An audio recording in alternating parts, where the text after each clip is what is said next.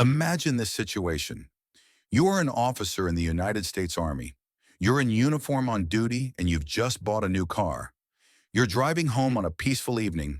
Everything seems perfectly normal. Suddenly, police lights flash behind you. You're asked to pull over. A routine stop, you think. But what happens next is far from routine. This is a story that shook America. A story that questioned the very trust in law enforcement. This is the story of Caron Nazario, a Black U.S. Army officer who was stopped, humiliated, and nearly assaulted by police officers. All of this, caught on camera. All of this, during a simple drive home. And all of this, simply because of the color of his skin. Who is Caron Nazario? He is a lieutenant in the U.S. Army, young, disciplined, dedicated to his oath. He serves his country, upholds the law, and stands as a role model. He's not a criminal. He's not a threat. He's a proud American soldier. Yet even he wasn't safe from police overreach. This happened in December 2020 in Windsor, Virginia. Nazario had just bought a new vehicle. It didn't have permanent plates yet, only a temporary tag in the rear window. This was perfectly legal, but the officers claimed they didn't see the tag and decided to pull him over. They began following him. Nazario didn't flee. He didn't break any laws. He simply drove to the nearest well-lit gas station, a normal, safe practice. Well-lit areas are safer, more visible, often with security cameras, a rational and justified decision. But the officers interpreted it as defiance. They exited their vehicle with guns drawn, and they began yelling. They shouted at him, issued conflicting commands, demanded he exit the car. Nazario remained calm. He kept his hands on the steering wheel. He asked, "What's going on? Why am I being stopped?" He expressed fear.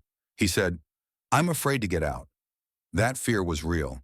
It was visible. And it came from a man in uniform. A man sworn to protect the same country these officers served. In response, pepper spray. Once, twice, 3 times. Nazario gasped, coughed, tried to stay composed, but the situation escalated. The officers approached, dragged him out of the vehicle, slammed him to the ground. They handcuffed him, roughly, aggressively, without explanation, without justification. And then they released him. No arrest, no charges, no written citation, as if nothing had happened. But something had, and Nazario knew it. He filed a lawsuit. He chose to fight. Because this wasn't just his personal trauma.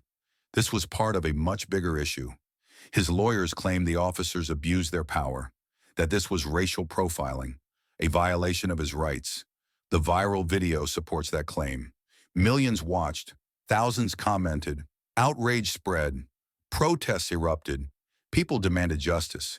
Caron Nazario's story became a symbol that even those in uniform are not protected, a symbol that systemic bias still thrives in modern America, a symbol that change is not just needed, it's urgent.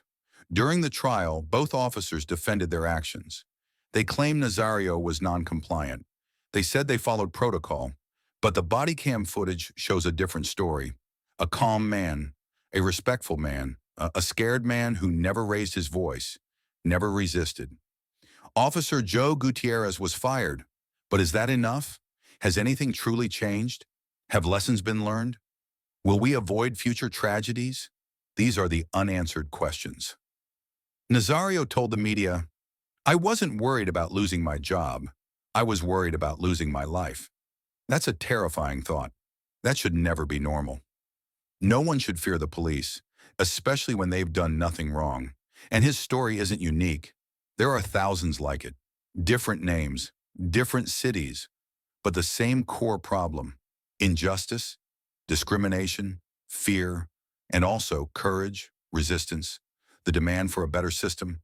We must remember, we must speak, we must act.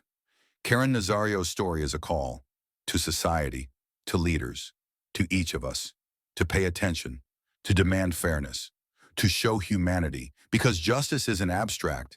It's not just a word in a constitution. It's action, it's a choice, it's responsibility. Every voice, every video, every story like Nazario's is a step toward change, a step toward a world where these stories no longer happen, where no one feels like a stranger in their own country, where everyone, regardless of race, status, or profession, is equal before the law. This was the story of Caron Nazario, but truly, it's a story about all of us.